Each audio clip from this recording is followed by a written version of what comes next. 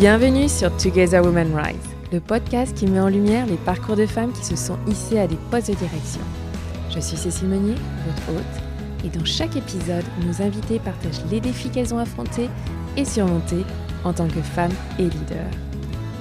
Plutôt qu'une recette universelle de réussite, je vous invite à créer la vôtre, en apprenant des expériences de celles qui ont déjà parcouru ce chemin. Vous entendrez des récits sincères et des conseils concrets pour guider votre carrière et votre vie personnelle. Que vous visiez une promotion, cherchiez de l'inspiration ou ayez simplement besoin de vous rappeler que vous n'êtes pas seul, Together Women Rise est votre espace pour rêver, oser et grandir. Bonjour Anne-Sophie. Bonjour. Et merci d'avoir accepté notre invitation. Donc, je suis ravie qu'on puisse prendre ce temps ensemble pour parler de ton parcours et de ton expérience de 20 ans dans la communication et le marketing en lien avec l'alimentaire. J'ai envie un peu de dire que tu es un peu l'ambassadrice de l'art de vivre, la bonne bouffe. On passe aussi bien de promouvoir les fruits et légumes bons pour la santé que le fromage et le vin, quoi, hein. À peu près ça. Et donc, si on regarde ta carrière, donc toi, tu es chez Hopscotch. Tu as démarré d'ailleurs chez eux en stage et en alternance pendant tes études. Et puis C'est après vrai. 8 ans, on va dire, ailleurs, à la fois chez Chiquita les Bananas. Et rien à voir, beaucoup moins fun, enfin, peut-être que c'était fun, hein, auprès du ministère de l'Agriculture canadien, tu es revenu chez Hopscotch et là, depuis 3 ans, donc, tu es Managing Director EMEA. Est-ce que j'ai fait le tour Exactement. rapidement? T'as fait le Mais tour. voilà, comme on préfère quand même te découvrir d'une manière beaucoup moins formelle, je te propose l'exercice simple mais révélateur de te présenter à travers 3 symboles. Alors, quels sont tes 3 symboles, Anne-Sophie?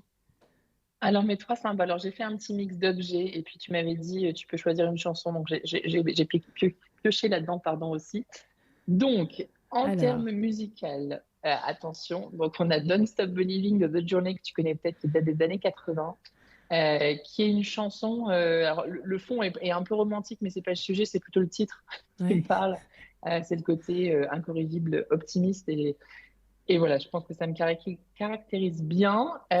Et en tant qu'objet, ben, j'ai amené 2 objets. Ok, Un appareil photo.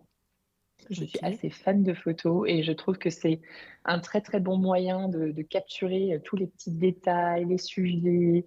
C'est un peu notre métier, hein, au quotidien de bien comprendre les consommateurs quand on fait du marketing et de la com.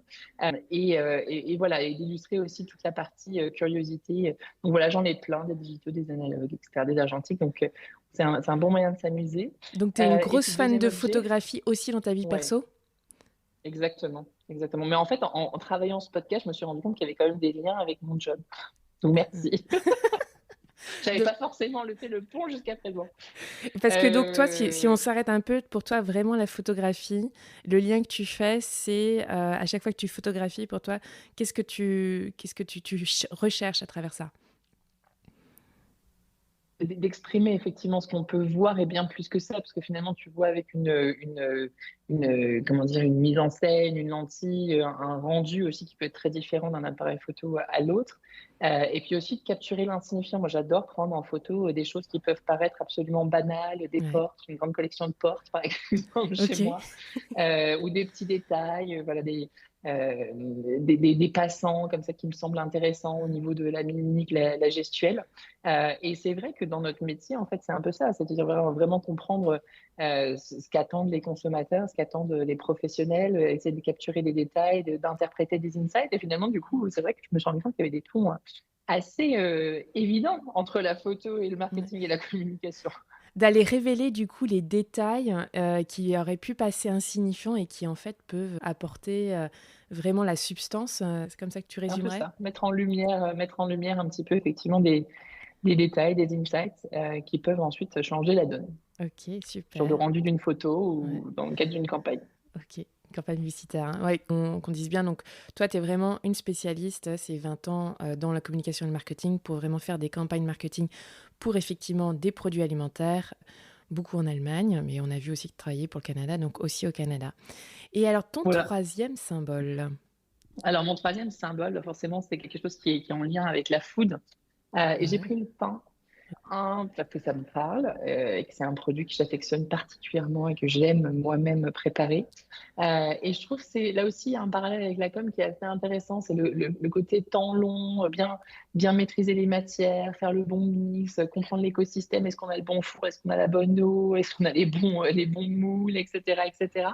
Des fois, ça rate complètement. Ça Ok. marche aussi des fois comme ça dans la com. On ne se le souhaite pas trop souvent. Mais il y a un côté artisan que j'aime beaucoup. Il y a un côté structure que j'aime beaucoup aussi. Et là aussi, tu vois, en y réfléchissant, je trouvais qu'il y avait des parallèles avec la com qui étaient assez naturels. Voilà. Et alors toi, tu es plutôt quoi comme type de pain? C'est quoi ton pain préféré? Alors, j'en ai plein, mais j'aime beaucoup le pain au levain. J'aime beaucoup le pain en pommes de terre aussi, Le qu'on pain aux connaît pommes peut-être de moins en terre? France. Ah non, on Oui, connaît pas du donc tout. j'utilise des pommes de terre. Voilà, donc tu vois, il y a plein de choses qui sont intéressantes. Puis, enfin, tu l'as évoqué, je travaille chez Chiquita, donc forcément, les pains à la banane, les banana bread, Ah bah oui. ça me parle aussi, même si c'est Ouais, pas le pain traditionnel, ouais. etc. Mais voilà, il y a plein de choses super sympas, il y a plein de choses à expérimenter aussi avec le pain en termes de mix de farine, etc. Et c'est vrai que c'est chouette. Et puis en Ok. Allemagne, il y a une culture pain qui est quand même assez hallucinante. Je crois qu'on a plus de 500 variétés de pain. Donc voilà, c'est un peu le pays du pain. Ah oui, c'est marrant parce qu'on pense tout de suite à la France avec sa baguette, tu vois, quand on parle de pain, puis surtout quand on est français, Oui, qu'on se regarde toujours tout un à peu le fait. nombril, tu vois, donc c'est normal.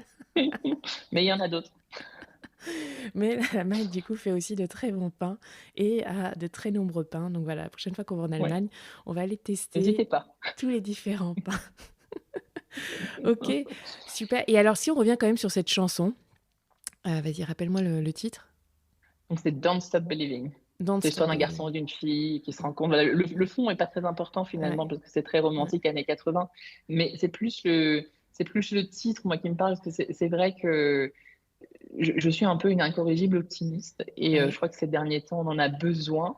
Et c'est vrai que je me dis toujours, de toute façon, qu'est-ce qui peut se passer dans le meilleur des cas, ça marche. Dans le pire des cas, voilà, ça c'est raté et puis on fera mieux la prochaine fois. Donc voilà, c'est vraiment un trait de caractère qui me ressemble, tout simplement. Et c'est une chanson que j'affectionne parce elle est plutôt dynamique et entraînante. Et voilà, les jours où il pleut comme aujourd'hui, ça fait du bien. Ok, génial. C'est top parce que on voit déjà avec ton, comment on parle de mindset, enfin, état d'esprit en Mhm. français, ce côté à travers cette chanson Don't Stop Believing quand tu dis bon bah au pire je rate hein, et et c'est pas grave, je recommence, hop, ou je fais Voilà, ce sera différemment. mieux la prochaine fois. Voilà, c'est un super état d'esprit qui est pas forcément facile à avoir, qu'on n'a pas forcément été éduqué avec. Et du coup, si j'en arrive à démarrer, si j'aime bien démarrer avec un défi marquant dans ton parcours professionnel, est-ce qu'il y a un moment particulièrement marquant qui a été un tournant pour toi que tu as rencontré dans ta carrière? Alors, c'est vrai que j'ai beaucoup réfléchi à cette question quand tu me l'as posée. Avec le recul, je me dis que un des défis marquants, c'était justement après ma première période chez HubSpot, je suis partie dans le nord de l'Allemagne, donc à Brême, chez un importateur de fruits et légumes qui appartenait à l'époque à Chiquita, Ok. avec la mission finalement de monter sur un poste de trade marketing, donc vraiment product manager en trade marketing, dans un univers qui était très particulier puisque monde des fruits et légumes, donc absolument pas de com. Donc là vraiment on était en terrain vierge puisque dans ce secteur-là et au contraire d'autres catégories comme je sais pas les snacks, les chocolats, etc. Il y a quasiment pas de marque. Hmm. Tu as parlé Ah de bah Chiquita oui. tout à l'heure, mais voilà, Ouais. elle se compte un peu sur les doigts de la Hmm. main, sinon c'est plutôt des marques de distributeurs. Et Hmm. encore, c'était au début des années 2000, ouais, Hmm. 2006, donc à l'époque, il n'y en avait pas autant. Donc voilà, moi j'ai accepté ce poste, je devais avoir 25 ans tout mouillé. Je suis partie hyper optimiste en disant voilà, super, trade marketing, création de poste. Et je suis arrivée en fait dans un univers alors très professionnel, mais un univers donc absolument pas aguerri à la com ni au marketing. Ouais. À la limite, c'était un peu un gros mot.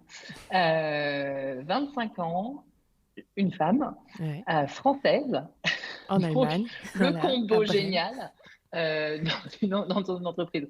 très, très traditionnel où tout le monde se voyait en costume, très masculine, parce qu'on était vraiment sur une population, voilà, des key account managers, des acheteurs qui étaient un peu comme des traders, puisqu'ils achetaient des fruits et légumes d'Amérique du Sud pour les vendre en Allemagne, etc.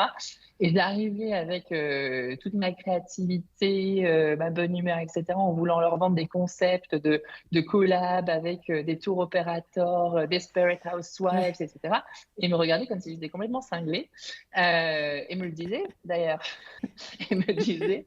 Et donc, du coup, avec le recul, je me dis, ma chance, ça a été, de croire en mon projet.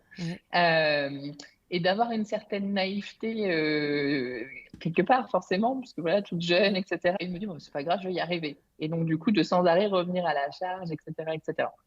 Donc, c'était un peu ardu parce que forcément, c'était compliqué de se greffer sur les rendez-vous avec les clients. C'était compliqué d'obtenir ne serait-ce qu'un peu de temps pour leur présenter les concepts et puis surtout qu'ils y adhèrent parce qu'il y avait vraiment, pour le coup, zéro conviction et plutôt le sentiment de jeter de l'argent par les fenêtres. Donc, c'était un peu, en y repensant, je me dis c'était quand même gravir une sacrée montagne. Mais voilà, on a pu quand même mettre en place des projets et j'ai eu la chance d'avoir quand même des managers qui ont vu la valeur ajoutée qui était créée, qui ont bien senti que malgré toute la persévérance et l'ambition qui était autour de ce projet, ils n'arriveraient peut-être pas à tout faire changer dans l'entreprise. Il y avait trop de chemin à parcourir et qui m'ont donc proposé un autre poste dans un univers, donc en l'occurrence chez Chiquita, donc qui était la maison mère, où il y avait une vraie culture du marketing, une vraie culture de la com. Et où j'ai pu effectivement ensuite m'éclater sur un autre projet. Mais finalement, voilà, j'en retire pas un traumatisme ou quoi que ce soit. Au contraire, je me dis, voilà, j'étais plutôt très optimiste et très naïve et peut-être que ça m'a sauvée dans cette histoire. Donc, ce que j'entends, Mais c'est que tu as fait face à complètement un choc culturel. Exactement. Aussi que finalement, on t'attendait pas réellement. Hein, et même tes pas collègues, en fait, n'avaient pas trop envie de toi. C'est tout à fait ça. Et malgré tout, j'ai entendu que tu n'as rien lâché, et grâce à ta naïveté et à cette énergie qu'on a quand on est jeune aussi, on se dit, c'est pas grave, je tente, je retente. Tu dis que tu as réussi quand même à mettre en place des petites choses, c'est ça ? Même des gros projets, parce que tu vois, on avait fait une super collab à l'époque, c'était la mode pour celles qui sont un peu plus âgées de Desperate Housewives. Donc voilà, on avait fait une super collab avec des pommes. Vous vous rappelez la fiche de Desperate Housewives, les pommes, on avait fait. Voilà, c'était du pain béni.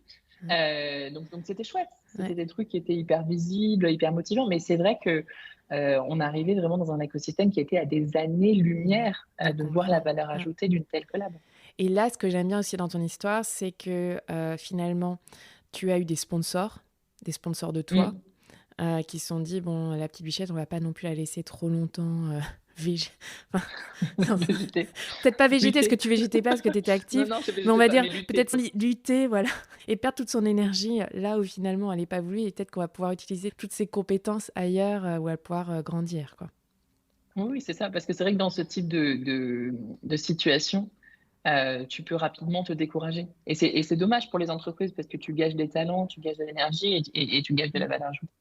Et du coup, tu dis bien, et tu t'es rendu compte que grâce à ta naïveté et cette énergie des premières années, mais qu'est-ce que tu as appris toi qui t'a servi après sur ton prochain poste d'avoir été confronté justement à cette culture, au fait que c'était un nouveau poste et du coup qu'en fait personne ne l'attendait. Ça t'a apporté quoi ? La persévérance, ça c'est sûr. Le fait de croire en ses idées aussi. Je pense qu'il faut se faire confiance. Et quand on a le sentiment de développer des concepts ou des campagnes qui ont une vraie valeur ajoutée, qui ont une vraie pertinence aussi par rapport aux besoins du marché, des consommateurs, des professionnels, etc., il faut pas lâcher. Et si on n'a pas les bonnes personnes en face, il faut se trouver un réseau d'alliés globalement interne ou même externe des fois, pour pouvoir les pousser. Et puis aussi se dire des fois, peut-être que c'est pas le bon moment et peut-être que je peux revenir à un autre moment. Voilà, on vient analyser ça. Mais pas lâcher, parce que quand on a une bonne idée, il ne faut pas la lâcher, surtout pas. Et comment tu sais que tu as une bonne idée ? Ça, c'est une bonne question. Je pense qu'il y a un côté, en allemand on dit le Bauchgefühl, alors je ne sais pas comment on dirait ça en français, mais il y a un côté instinctif. Ton intuition, quoi. Voilà, il y a une intuition qui est forte. Et évidemment, une bonne idée, ça repose avant tout en com et marketing sur des insights qui sont forts. Mm. Donc voilà, quand on a travaillé des insights, quand on a bien compris la cible, quand on a compris les enjeux du client, qu'on a effectivement une idée créative qui vient assez facilement et quand on en discute et qu'on fait de l'itération en équipe, mais aussi avec des partenaires externes, que tout le monde accroche finalement au concept, là on se dit on tient quelque chose. Après, c'est pas forcément abouti, et heureusement d'ailleurs, dès le démarrage. Ça mérite de vivre et d'être discuté, et d'être challengé, et d'être aussi co-construit avec les équipes et le client. Mais là, effectivement, on a une bonne idée. Ok. Ça, c'est sûr. Donc j'entends, c'est quand même, c'est pas de l'intuition. Je me suis réveillée un matin, c'est d'abord beaucoup de travail, d'aller regarder la data, Oui. ce que tu parles des insights, de vraiment se mettre dans les chaussures du client, etc., pour arriver vraiment à comprendre ses besoins. Et c'est après que là, on se dit, non mais là, je suis sûre que je tiens quelque chose, quoi. Exactement. Mais souvent, la bonne idée, elle peut arriver. Alors moi, je suis une fan des balades en vélo et de mon trajet en vélo le matin. Il y en a, c'est la douche, moi, c'est le vélo. Et d'ailleurs, j'arrive à l'agence le matin, je pense que j'épuise mes équipes parce que j'arrive avec 3000 nouvelles idées. En tout cas, moi c'est mon lieu créatif. Chacun a le sien. Et c'est vrai qu'on peut avoir une intuition en disant, ah, ça, c'est une super bonne idée. Après, si on vérifie les insights, les data, etc., et qu'on se rend compte qu'on est complètement à côté de la place, il faut accepter aussi que la bonne idée qu'on avait, finalement, n'en est pas une. Et puis passer à autre chose. Ok, mais j'aime bien aussi cette idée que si on a les bons insights, qu'on a vérifié quand même sa bonne idée. Et puis, comme tu l'as dit aussi avant, parfois, c'est pas le bon moment. Et avoir finalement cette intelligence d'accepter que c'est pas le bon moment et de pas le prendre personnellement, finalement. Ouais. Et de se dire, bon, ben, je la mets de côté et peut-être qu'il y aura peut-être un moment où ce sera le bon moment et je reviendrai à la charge à ce moment-là.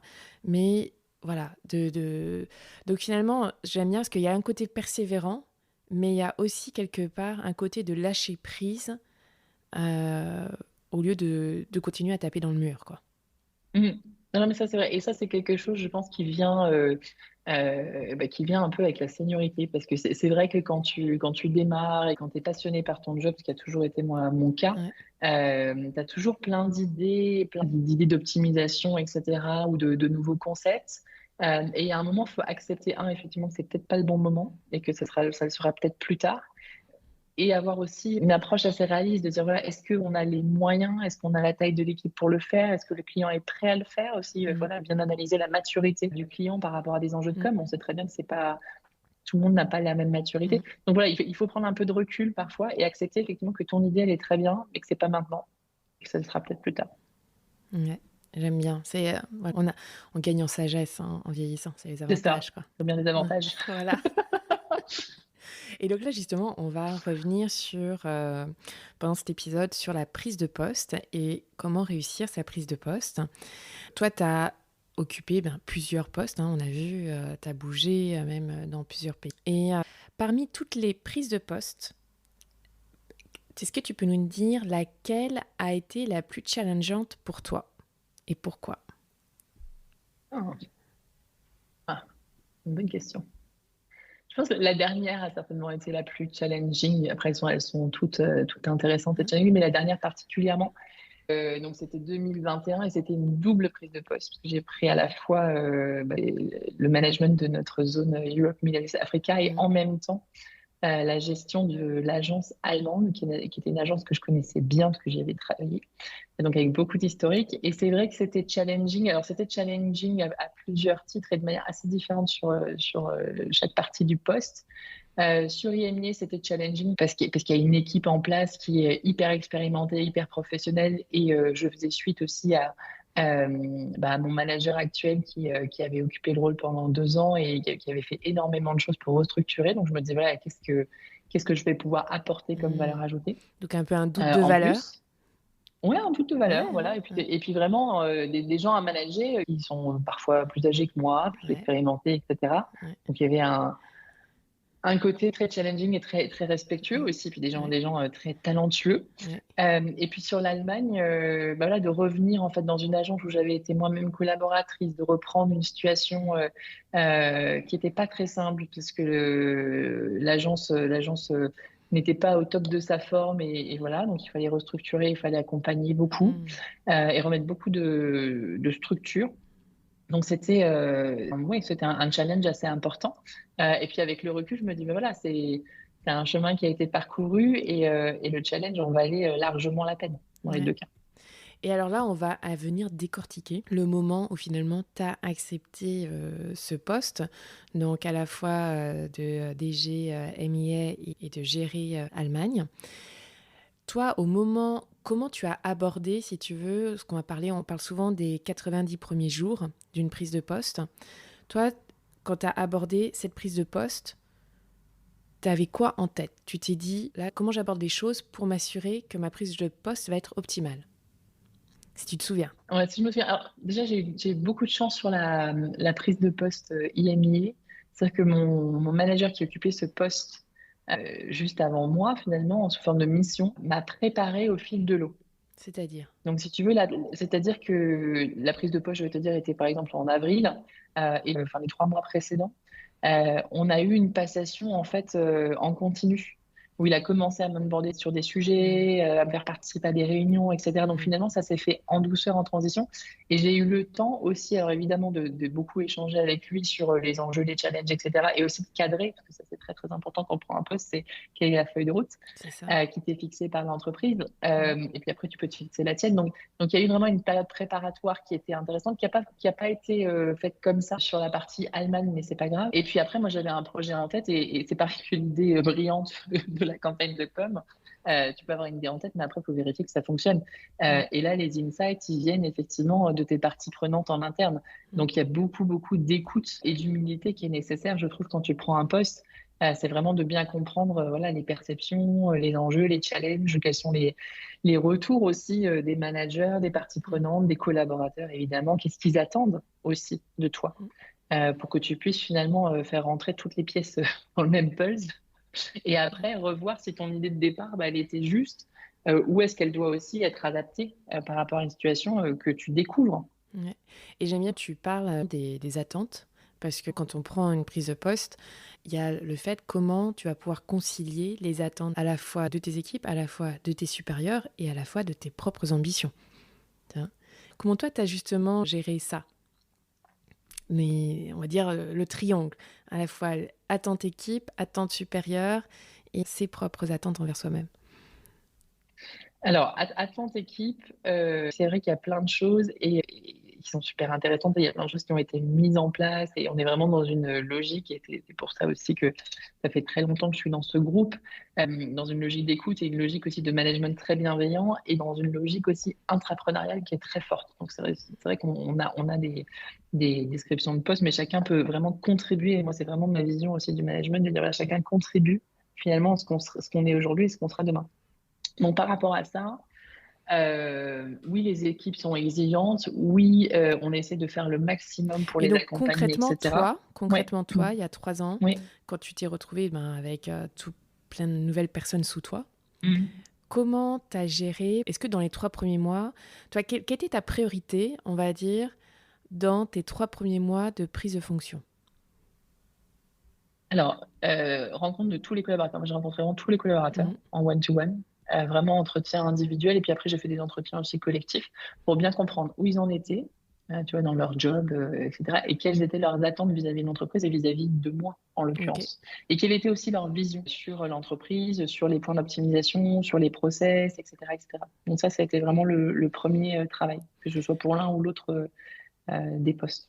Ok, c'est top. Et justement, d'avoir pris ces insights, de t'être nourri de tes collaborateurs et de leur vision, de leurs attentes, est-ce qu'il y a des choses que tu as entendues, auxquelles tu t'attendais pas du tout et que tu dis, heureusement que je suis allée écouter tout le monde parce que j'avais pas du tout cette perception. Alors, j'avoue, ça fait 3 ans, je ne me rappelle plus dans le détail, mais oui, très certainement, parce que moi, j'étais pas, si tu veux, j'étais pas mon rôle précédent était plus sur un rôle transversal, donc beaucoup Mm, moins dans l'opérationnel et dans le quotidien de mm, l'agence. Donc, ils avaient une approche qui était très pragmatique et opérationnelle mm, sur des choses qui peuvent être des irritants ou des obstacles, tu vois, sur la gestion du temps, mm, qui est le vecteur le mm. plus important en agence. Donc oui, forcément, il y a eu plein, plein d'inputs par rapport à ça sur la gestion de projet, sur les outils, sur le management, l'input, la créativité, oui, bien sûr. et plein de très bonnes idées. Et c'est ça qui est chouette et c'est qui fait aussi toute la richesse en fait Mmh. de l'entreprise. Et ce qui est intéressant, c'est de pouvoir justement prendre au maximum ces idées. Après, tout n'est pas Mmh. possible non plus tout le temps, mais essayer de les valoriser et de les utiliser pour faire avancer l'entreprise. Ouais. Et tout à l'heure, quand on discutait justement ta prise de poste et justement la 1re chose un peu qui te remontait à l'esprit, on voyait qu'il y avait toute une question de valeur, de, «Ah ben, je vais avoir des personnes quand même super compétentes sous moi, un peu qu'est-ce que je vais leur apporter?» Donc, hem, comment tu as géré finalement la pression de prouver rapidement sa valeur? Parce qu'évidemment, quand on prend une prise de poste, on se dit: «J'ai le savoir-faire que je dois prouver, mais il y a aussi un savoir-être» et puis, on a tout ce côté, il faut que je prouve, OK, si on m'a donné ce poste-là, il faut que je leur montre qu'ils ne sont pas trompés, quoi. Donc cette pression-là, Mmh. est-ce que tu te souviens ou toujours même peut-être aujourd'hui encore, comment tu gères cette pression de se dire: «Comment je prouve rapidement ma valeur?» Moi, j'essaye vraiment, de co-construire. Donc je suis vraiment plus dans cette approche-là, que ce soit d'ailleurs avec, mes collaborateurs en Allemagne ou sur la zone EMEA. Mmh. Et de me dire, voilà, comment est-ce qu'ensemble on peut créer de la valeur ajoutée? Donc c'est vraiment donner un cadre, si tu veux, qui est très clair et voilà, qui est très clair sur des objectifs business et des objectifs aussi, plutôt d'expertise. Et puis de réfléchir ensemble à comment on va plus loin et de décloisonner aussi au maximum, les équipes, les agences et cetera, pour finalement créer de la valeur ensemble. Et Donc du ça, coup c'est vraiment mon ambition et tu phare, t'y tu vois? De prends dire, comment pour décloisonner?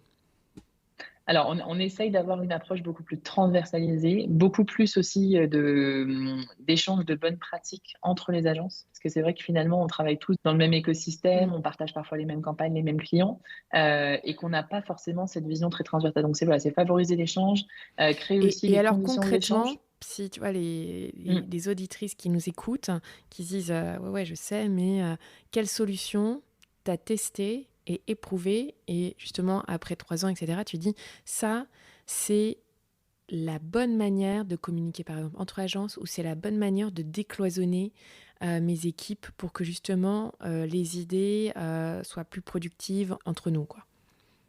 Ah, tu vois, on a commencé là, cette année, la mise en place d'une communauté pour tous nos experts PR, donc relations OK. publiques, Ouais. donc au sein de 7 pays et qui échangent ultra régulièrement sur, les pratiques dans leur pays. Parce qu'évidemment, on a une expertise commune, mais Mmh. les RP en Allemagne, c'est pas forcément les mêmes choses qu'à Tout Dubaï ou à fait. qu'en France. Donc voilà, il y a un échange de best practices, il y a, une réflexion commune sur des outils, une réflexion commune sur des offres. Il y a le fait de Mmh. se pitcher aussi des idées, de se dire: «Bah, tiens, je pense à ça, qu'est-ce que tu en penses?» Et Mmh. donc avoir un œil assez critique et constructif. Donc ça, c'est quelque chose qui me plaît beaucoup parce que c'est toute la valeur aussi du groupe. On est vraiment un groupe, international, présent partout dans le monde. Et le fait de se dire: «Bah, voilà, on est one team, à minima, sur une zone», je trouve ça super intéressant.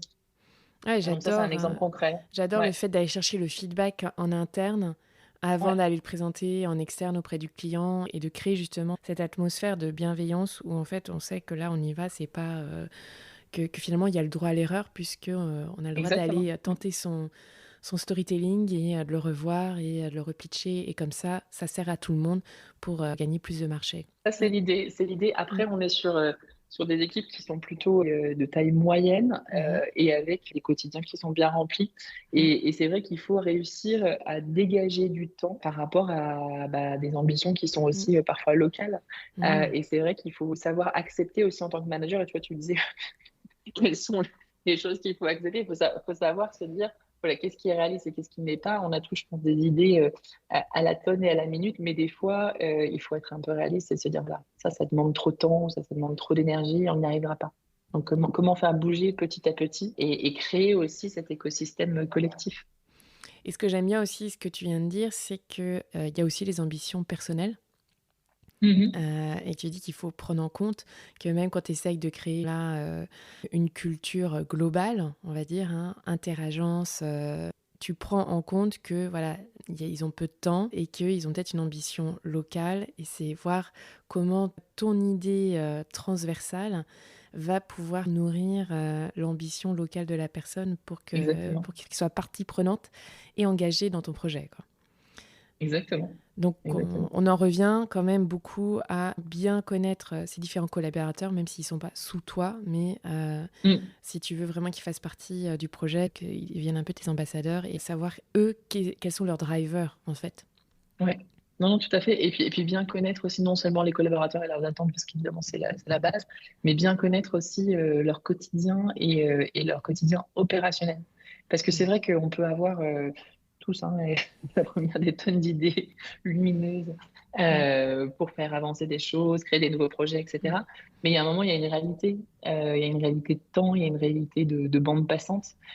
Et des fois, avoir des idées et proposer en fait de la nouveauté, ça peut être contre-productif par mm, rapport à effectivement ce temps qui n'est pas disponible. Et ça, il faut savoir l'accepter. Et c'est dur, surtout quand on est mm. créatif. Ouais, ouais. Et ne pas devenir le boss qui devient super chiant et qui éreinte Non, ses équipes. Effectivement, ça peut être c'est le ça, danger du boss créatif. Donc, bien se connaître exactement. aussi pour éviter Bien se d'épuiser connaître et pas s'épuiser. Voilà. Et ne- puis, et puis pas épuiser ses équipes, ça c'est Voilà. sûr. Et pas s'épuiser soi-même non plus, parce que être manager, ça demande une grande énergie, parce il faut effectivement embarquer les équipes, faire bouger les lignes, etc., etc. Mais on est tous humains, Mm, globalement.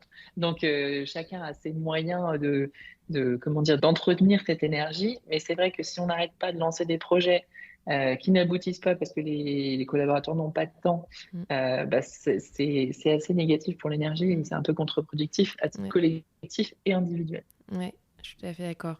Et alors, j'aimerais revenir, je ne sais pas si tu connais le bouquin The First 90 Days, les 90 premiers jours de Michael Watkins. Je l'avais lu il y a très longtemps, que j'avais pris une prise de poste aussi, à peu près le même âge où tu es allé chez Chiquita.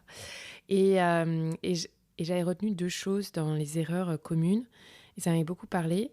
La première, c'est que souvent, surtout avant qu'on ait gagné la maturité, on va avoir tendance, quand on va prendre un job, à se dire, bon, bah, je vais répliquer ma recette qui a fait mon succès dans mon précédent job pour m'assurer, parce que comme ça, je diminue mes risques d'échec, je vais justement augmenter mes risques de réussite. Et je me souviens bien, quand j'avais lu ce bouquin, pour moi, la plus grosse bêtise qu'on puisse faire, c'est de s'appuyer sur ce qu'a fait précédemment notre succès, au lieu de se dire, en fait, un peu, je pars d'une page blanche et je crois en moi que je vais développer les skills qu'il faut, mais surtout pas, finalement, d'arriver avec des œillères, parce que pour moi, c'est ça, c'est qu'on arrive avec des œillères et en fait, une nouvelle entreprise, ça n'a rien à voir. Un nouveau poste, finalement, c'est pas du tout les mêmes compétences qu'on attend. Est-ce que toi, t'es tombé dans cet écueil parfois, dans tes changements de poste, ou très rapidement, tu l'avais saisi intuitivement? Bah, pas forcément parce que mes changements de poste ont souvent été très différents. Ça, tu vois, avant de reprendre le management des agents, j'étais sur une fonction très transversale, donc avec beaucoup moins de management direct, mais plutôt du management fonctionnel, et voilà, de Mhm. l'animation de réseau, ce qui n'est pas du tout la même chose.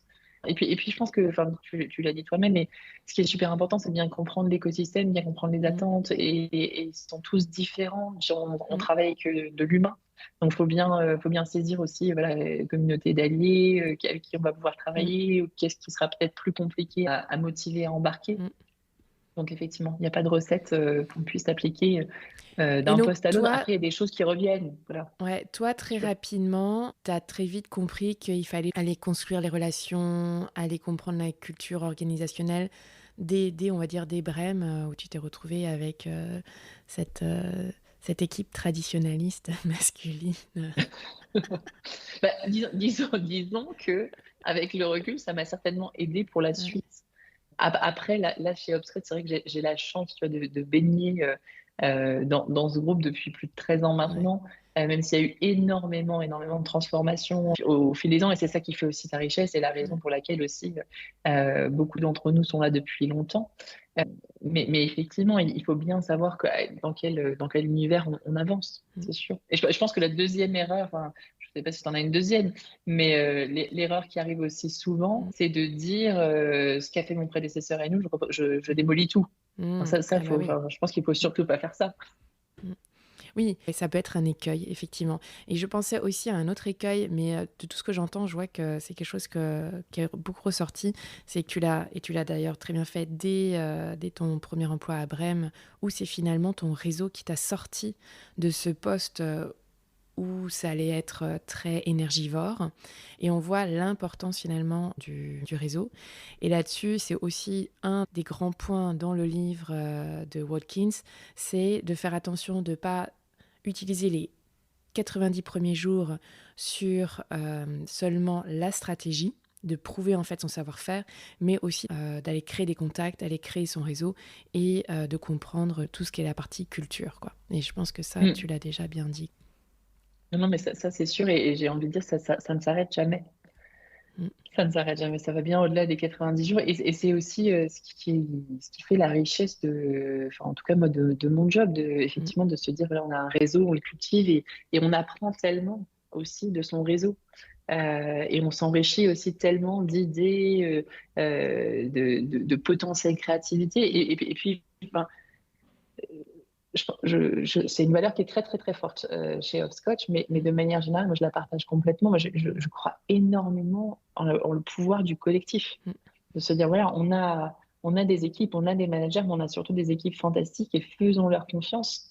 Donnons-leur un cadre, faisons-leur confiance pour justement aller ensemble plus loin et amener l'entreprise plus loin. Voilà, je pense qu'il y a plein de gens qui vont recruter pour ton entreprise avec ce type de discours. Mais- Anne-Sophie, well done. Non, mais c'est chouette. Non mais alors par Enfin, contre, tu vois. oui oui non mais je suis vraiment contente d'entendre ça. En tout cas parce que ça montre qu'il y a des entreprises voilà avec les mêmes cultures que ce que tu viens de nous partager. Mais je voudrais aller un peu plus loin sur ce côté création du réseau. Euh, Par essence, on a quand même plus tendance, tu vois, à aller copiner, à aller réseauter avec des personnes avec qui on a une affinité. C'est vrai. Euh, et du coup, à un moment donné, ça peut être un frein. Ça nous restreint sur avoir des avis différents, sur peut-être nous apporter des feedbacks qui seront peut-être plus difficiles à entendre à un moment donné, mais qui vont peut-être plus nous servir que les personnes avec qui on va boire un café plus facilement. Et pourtant, voilà, il faut qu'on dépasse cet inconfort d'aller vers des personnes où on a moins d'affinité. Est-ce que toi, tu es tombé un peu dans cet écueil dans tes débuts, de plus avoir d'affinité avec des personnes qui te ressemblent ou avec qui tu te sens bien, et puis maintenant tu te rends compte plutôt que à ça t'ajoutes des personnes qui à première vue, ben c'est pas ceux avec qui tu vas aller passer tes week-ends, mais maintenant tu arrives à voir finalement tu vois vraiment leur valeur ajoutée et tu vois la valeur du feedback que tu peux obtenir de ces personnes. Je sais pas si je Oui. suis claire, tu vois. Non, non, c'est très clair. Non, non, mais c'est très clair, mais c'est vrai que là aussi, tu vois, il y a peut-être eu un petit chemin à parcourir parce que Mm. par nature, et forcément, c'est plus Ouais. facile d'aller boire des cafés avec des gens qui, a priori, partagent les mêmes intérêts que toi ou les mêmes, ou avec qui tu as des Mm. affinités. Mais c'est vrai qu'il est essentiel, en fait, d'élargir son réseau de manière assez naturelle, d'ailleurs, pour toutes les raisons que tu as évoquées et aussi pour, surtout dans nos métiers, de ne pas être dans une bulle qui ne soit pas représentative des marchés sur lesquels on est, etc. etc. Et encore une fois, pour t'enrichir au sens connaissance et au sens idée. Donc Mm. voilà, moi j'avoue que le côté networking, alors je suis une grande bavarde dans la vie, et j'adore rencontrer des nouvelles personnes. Ça n'a pas toujours été très inné, tu vois, d'un point de Mm. vue professionnel. Ouais. Les jobs ont fait que, évidemment, aujourd'hui, c'est mon quotidien. Mais c'est un peu comme le sport. Il faut se poser un peu une discipline. Et alors, vas-y, partage-nous, parce que je pense que ça peut vraiment intéresser pour toutes celles qui nous écoutent, qui vont se dire, ah oui, mais moi, j'ai l'impression, oula, me forcer à aller tout d'un coup copiner, ça paraît pas naturel, c'est contre-instinctif. Enfin, j'ai entendu beaucoup autour de moi, quand même, le réseautage, c'est un peu... et d'ailleurs, je fais des posts là-dessus, c'est se vendre, c'est superficiel, c'est pas vrai. Hein. Donc, partage-nous comment tu es passé du non inné à aujourd'hui, c'est instinctif. J'ai envie de dire, ça dépend un peu de l'environnement dans lequel on se situe. Mhm. Sur l'univers food and drinks, par exemple, pour moi, c'est plutôt instinctif maintenant parce que je suis habituée voilà, à rencontrer des clients, des partenaires, etc. Et on va tout de suite avoir des thématiques communes de par notre expertise sectorielle, la communication, Mhm. etc. Donc, ça va être plus facile. Là où je m'impose un peu une discipline, j'avoue, mais qui est très enrichissante avec le recul, je me dis que c'est bien de le faire. C'est à minima une fois par mois, souvent je sais 2 fois par mois, d'aller sur des events de network qui n'ont rien à voir avec mon univers de prédilection. Donc, tu Mhm. vois, j'ai fait il n'y a pas longtemps la tech, les female founders, par exemple, sur tout ce qui est start-up. Voilà. Ouais. Donc, je me retrouvais là-dedans. Tout le monde me demandait si j'étais founder. Je disais, moi, je suis pas du tout founder. Mais je trouvais ça absolument passionnant. Et Ouais. du coup, par rapport à ta question, comment est-ce qu'on crée du lien sans avoir l'impression de se vendre? Ouais. Bah, c'est un peu comme lors d'une prise de pause, je pense qu'il faut être très à l'écoute et très curieux et engager une conversation ultra naturelle parce que les gens qui en l'occurrence participent à ce genre d'événement, ils ont envie de vous raconter ce qu'ils font, pourquoi ils sont là, etc. Et en fait, au fil de la conversation, comme lors d'une conversation entre amis, vous allez rebondir et puis vous allez Mm. peut-être trouver un terrain commun où vous allez dire, bah, tiens, ça serait intéressant de faire un truc ensemble. Et puis peut-être pas, mais dans tous les cas, vous aurez appris des trucs. Ouais. Donc, c'était un peu ma bonne résolution 2024 que je vais continuer en 2025. Ok, super. Bon, en tout cas, ça prouve que tu es quand même quelqu'un qui va toujours vers l'extérieur pour s'enrichir des idées des autres, de la nouveauté, pour rester créative, j'ai l'impression. Et je pense que le tips qu'on peut ressortir, c'est l'ouverture, dans le sens aussi, juste poser des questions à l'autre pour mieux le connaître. Et donc, quelque part, ce qui est intéressant, c'est qu'en fait, là, tu ne te dis pas, tiens, l'autre, qu'est-ce qu'il va penser de moi? Parce que ça peut être ça un peu la peur derrière. Ça peut être ça. Mais c'est plutôt, en fait, l'intention, tiens, je vais aller connaître l'autre. Ce qui est plus du tout qu'est-ce qu'on pense de moi, mais plutôt, tiens, qu'est-ce que je vais aller découvrir, qui change complètement la perspective. Exactement. Exactement. Et puis toujours se dire, parce qu'effectivement, il peut y avoir un peu cette peur de l'autre et de l'inconnu, et c'est tout à fait naturel. Mais finalement, enfin, qu'est-ce qu'on a à perdre? Voilà, on Pas, revient pas à grand-chose. cette Au chanson, pire, au pire, on aura un cocktail, tu vois, c'est ça. Au pire, on a bu dans le gratuit, pire quoi. des cas. Voilà, au pire, on a vu gratuit. Donc voilà, relativisons. Ouais. Non, mais je Qu'est-ce... pense que c'est une bonne gymnastique. C'est une bonne gymnastique et je trouve que Ouais. c'est très enrichissant et encore plus enrichissant. C'est toujours enrichissant de rencontrer des gens et de toute manière, mais je trouve que c'est encore plus enrichissant d'ouvrir à d'autres secteurs. Parce que des fois, c'est vrai qu'on est un petit peu dans une bulle. Mm, Alors, l'industrie agroalimentaire, tu connais très bien. mm, Voilà. Il y a plein de sujets super passionnants, etc. Mais de se dire, bah, tiens, ça veut dire quoi, Women in Tech? Ça veut dire qu'il y a plein de sujets sur l'IA, évidemment, en mm. ce moment, etc. Mais Ouais. ça veut dire quoi pour moi? Et c'est assez fascinant, en fait, d'ouvrir ce champ des possibles et de créer des ponts qui, à Non, mais... l'origine, ne te semblaient pas très naturels. Non, mais je pense que c'est une bonne inspiration que tu nous offres là, de 1 à 2 fois par mois, d'aller complètement dans un réseau networking qui n'a rien à voir avec son expertise, pour justement venir s'enrichir et d'apprendre et d'être confronté aussi à des profils de personnes qui vont être très différentes de celles qu'on côtoie tous les jours. Tout à fait. Ouais. Et donc avant qu'on termine, Anne-Sophie, j'aimerais savoir, est-ce que tu aurais un conseil final que tu pourrais donner à une jeune femme ambitieuse, voilà, qui aspire à monter les échelons et à prendre des rôles de leadership tout en restant fidèle à elle-même et à ses valeurs? Ah, ah. J'en ai un double. Ok, J'en ai un vas-y, double. Je pense que sois généreux. se faire confiance, je pense que c'est essentiel. Il y a tellement Mm. d'injonctions aujourd'hui sur les modèles de management, de leadership. Il faut faire comme ci, il faut faire comme ça. Chacun a son style et c'est très bien comme ça. Il y a plein de méthodes évidemment qu'on peut utiliser, réutiliser, adapter à sa sauce. Mais ce qui est important, c'est d'être vrai, de croire en ce qu'on fait et d'être authentique. Je pense que comme ça, on peut embarquer beaucoup de monde déjà. Mm. Donc ça, c'est le premier point. Et le deuxième point, c'est aussi de faire confiance. C'est que personne n'est arrivé, est jamais arrivé à tout faire tout seul. Et je pense qu'en donnant de l'autonomie aux équipes, et enfin à toutes les parties prenantes d'ailleurs, Mhm. ça permet vraiment de faire avancer les idées et tout en se faisant aussi avancer soi. Parce qu'on est souvent bluffé. Enfin, moi, je dis, ça m'arrive très très régulièrement d'être bluffé des idées des équipes et de l'envie et de l'énergie. Et c'est très chouette. Et ça donne, je trouve, comme on disait tout à l'heure, ça demande beaucoup d'énergie en fait Mm. de prendre un rôle de management et de leadership. Et cette énergie, elle peut revenir puissance 1000 quand elle revient des équipes. Et c'est toujours des moments super Mm. chouettes. Voilà. Et Donc la là, confiance. alors peut-être que tu vois, moi je suis la jeune fille de 20 ans, tu me dis, mais ouais, fais-toi confiance, fais confiance aux équipes et tout, sachant que voilà, cette personne n'a pas encore eu 20 ans de carrière. Cette confiance que tu as construite, qu'aujourd'hui que tu as, on voit bien que c'est une certitude. Si tu veux, aujourd'hui quand on t'entend, on voit bien que tu as la certitude à la fois que tes équipes, elles ont plein de choses à apporter, elles ont énormément de valeur, et donc justement, elles vont pouvoir te permettre de te bluffer. À la fois, on sent qu'il y a la certitude que j'ai mon style, et je suis prête à entendre ce qui ne va pas et à changer, et en même temps je sais aussi ce que j'apporte. Donc cette certitude, évidemment, elle s'est construite. Enfin, comment aussi tu vas pouvoir expliquer à la Anne-Sophie, quand elle avait 22-23 ans, qu'elle est sortie d'école de commerce, ta certitude à cette époque-là a été où et comment tu l'as construite? C'est une bonne question. C'est une bonne question. Euh, Moi, enfin, je pense qu'on en revient à Don't Stop Believing, hein.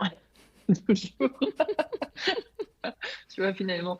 Moi, je pense que ce qui m'a beaucoup accompagnée et qui a contribué définitivement, tu vois, au côté confiance en soi, c'est ce côté optimiste, clairement. Moi, je me suis toujours dit, ça passera, tu vois. Dans ma famille, on est deux clans. Il y a le clan ça passera, puis il y a le clan ça passera jamais. Moi, je fais partie du clan ça passera. Et alors, Et dans 85% des cas, je mm, dirais que ça passe. mm, Et ça aide énormément, forcément, à se construire et à avancer mm, et aussi à se dire, bah, là, si ça passe pas, qu'est-ce qui va se passer? mm. Est-ce qu'il va y avoir un drame colossal ou est-ce que, au contraire, on pourra se relever et puis soit faire autre chose, soit avancer différemment, etc. Donc, je pense que c'est ce qui m'a vraiment accompagnée tout au long. Et puis après, je pense que tout le monde sait, même si, et je pense que c'est encore plus marquant pour les plus jeunes d'entre nous, c'est vrai qu'il y a un manque de certitude sur voilà, qu'est-ce que j'ai envie de faire, est-ce que j'ai vraiment envie de faire ça. Déjà personne n'est obligé de faire le même job toute sa vie, heureusement d'ailleurs, Mhm. ni même de rester dans le même univers, et c'est ça qui est très très riche. Et puis je pense qu'il faut aussi accepter de se laisser un peu porter et de construire sa carrière au fil des opportunités et des rencontres, parce que finalement c'est grâce à ça qu'on construit aussi notre carrière. Et puis de se dire voilà, qu'est-ce qui me fait vraiment envie et qu'est-ce qui est bon pour moi. Et c'est pour ça que je dis se faire confiance, parce qu'on sait quand quelque chose est bon pour soi et nous motive et nous donne l'énergie de nous lever le matin et nous fait avancer. En revanche, on sait aussi quand c'est pas le cas. Et dans ce cas-là, on peut, on peut changer de cap. Du coup, ce que j'entends, ce qui t'a permis quand même de garder ce fil rouge et de développer cette confiance, c'est finalement d'écouter ton cœur et d'avoir le courage de réorienter de temps en temps ta carrière si tu sens que c'est pas le bon endroit, qui est pas aligné avec ton Oui, cœur. C'est ça? non, non, c'est ça. Ouais. Et puis aussi d'avoir des personnes autour de moi, que ce soit d'ailleurs à titre privé ou à titre professionnel, qui ont toujours été force de conseils, de bienveillance et au bon moment. Et c'est pour ça Mm. qu'on en revient aussi, tu vois, à l'importance du relationnel et Ouais. du réseau Pour apporter le support, le soutien quand on est pour en apporter le période de support, doute. exactement. Mm. Voilà. Ouais. Et ça ne veut pas dire fais ci ou fais ça. Ça veut juste dire soyons à l'écoute et donnons les impulsions au bon endroit. Mm. Et peut-être, est-ce que tu as transformé des peurs, tu vois, que tu avais, tu sais, la peur d'être jugé, la peur d'être, tu sais, souvent quand on est nouveau manager, il y a des croyances du type, pour être un bon manager, faut savoir tout faire. Bon, clairement, tu l'as plus, hein. Au tout début de ta carrière, tu avais peut-être la croyance de, ah bah tiens, ça ira plus vite si je le fais moi, tu vois. Ouais, je vois ce que tu veux dire. Alors, c'était pas forcément ça, mais je crois que ce qui était un peu limitant au début, alors, je sais pas si c'était une peur, mais Mm, oui, si, j'ai eu une peur. Un peu l'envie de tout maîtriser, tu vois, de vouloir être un peu mm, partout. mm. Et ça se Euh, traduisait comment pour qu'on comprenne? Tu vois, de vouloir être impliqué sur tous les projets, de vouloir tout savoir. Mm, Je pense que j'ai dû épuiser mon manager. Mais oui, c'était vraiment cette envie, tu vois, de toucher à tout, parce qu'il y a beaucoup d'énergie, beaucoup mm, d'envie, beaucoup d'idées, etc. Et au bout d'un moment, il faut accepter en fait que, un, on peut pas tout maîtriser. Et puis deux, c'est pas une bonne idée d'être partout, parce que quand on est partout, on est nulle mm. part. Et juste pour revenir, Ouais. justement, ce qui drivait justement ton comportement, euh, cette idée que tu sentais le besoin, que tu voulais être un peu partout pour tout maîtriser, c'était pour remplir finalement quel besoin? Ça venait te rassurer sur quoi?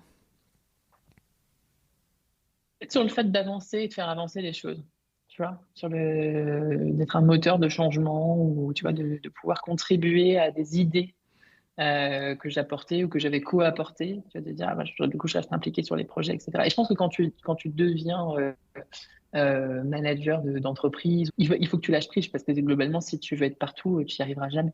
Et effectivement, ça aussi, ça peut être une peur quand tu reprends une business unit ou une entreprise de te dire, il faut que je maîtrise tout de A à Z parce que je suis responsable. Voilà, voilà, il peut se passer aussi des choses qui peuvent te nuire à titre personnel, etc., etc. Donc, il faut que je maîtrise tout. Mais en fait, tu peux pas faire ça. C'est impossible. Donc, tu as un lâcher-prise qui est important et tu dois avoir vraiment cette habilité à avoir une vision très top-line de ce qui se passe un peu à l'instant T dans ton entreprise, tout en déléguant et en faisant énormément confiance aux équipes. Et en t'appuyant aussi sur une équipe de managers qui est capable de coacher, d'accompagner, de faire grandir les équipes. Ouais. Et pour réussir à lâcher, parce qu'on voit bien qu'à la base, tu étais dans la maîtrise et qu'à un moment donné, tu as lâché, tu as travaillé sur toi, ou c'est à travers justement différents, on va dire, expériences, où à un moment donné, tu t'es dit non mais là, de toute façon, ou c'est un collaborateur qui t'a dit non mais là, lâche-nous Anne-Sophie, là, on sait ce qu'on fait. Enfin, tu vois, est-ce qu'il y a eu un déclic ou est-ce que tu as travaillé avec un psy, un coach pour gagner ce lâcher-prise? Alors, j'ai pas eu de feedback de collaborateur, mais j'ai eu un feedback de mon manager et qui était juste, même si à l'époque, je pense que je l'ai pas forcément bien vécu, forcément. Non. Ouais. Mais il avait raison avec le recul, il avait raison. Et je pense que effectivement, quand tu montes en Qu'est-ce qu'il t'a seniorité, dit exactement pour comme ça, peut-être que d'autres personnes se que, que, reconnaîtront. voilà, qu'on pouvait pas être partout tout le temps, et c'est vrai, c'est vrai. C'est tout à fait vrai. Donc je pense qu'il y a eu ça effectivement et que c'est comme des bonnes choses, ça a maturé. Et C'est puis une au bout graine d'un qu'il a moment, plantée. c'est voilà, Voilà. petite épiphanie. Et blague à part, non, je pense qu'effectivement, tu observes aussi forcément d'autres collègues qui sont managers, qui sont dans les mêmes fonctions que toi, et tu t'inspires évidemment de leur style de management, et puis tu lis beaucoup aussi. Et puis la seniorité, je pense qu'au bout d'un moment, tu te dis effectivement, ah oui, ça fonctionne très bien, et ça me suffit finalement d'avoir le résumé top line de cette réunion. J'ai pas besoin d'y être. Et j'avais eu aussi un coaching sur d'autres sujets, en plus sur les sujets managers, mais qui m'avait donné un conseil super intéressant. Il me disait chaque semaine, en fait, tu supprimes 3 réunions de ton calendrier. Déjà, ça a un effet bénéfique incroyable. Ouais. Mais blague à part, du coup, tu te poses vraiment la question sur quelle réunion tu apportes de la valeur ajoutée. Yes. Et je trouve que c'est un très bon exercice. Bon, bah là, on termine bien sur les derniers écueils en tant que manager. Merci beaucoup, Anne-Sophie, pour ton honnêteté, Merci, la Cécile. richesse de tes partages. Et donc, on ira tous écouter la chanson, voilà, dès que vous avez un coup de mou, pour rester Nous sommes très bien en optimiste. karaoké aussi, n'hésitez pas. Voilà. Et on continuera à manger des bons fruits, des fromages, du vin, des bons producteurs. Voilà. Et on a hâte de voir les prochaines campagnes qui seront lancées. En tout cas, merci beaucoup. Et je suis certaine que ton expérience, elle va résonner aussi avec beaucoup de femmes qui nous écoutent. Merci à toi, Anne-Sophie. Merci beaucoup, Cécile. À bientôt. À bientôt. Merci d'avoir écouté Together Women Rise. Si cet épisode vous a plu, pensez à vous abonner et à le partager avec vos amis. Votre avis compte pour moi. Alors n'hésitez pas à m'envoyer vos commentaires, vos idées de sujets ou de futurs invités. On se retrouve dans 2 semaines pour un prochain épisode. Et n'oubliez pas, plutôt que de rivaliser, soutenez les femmes autour de vous.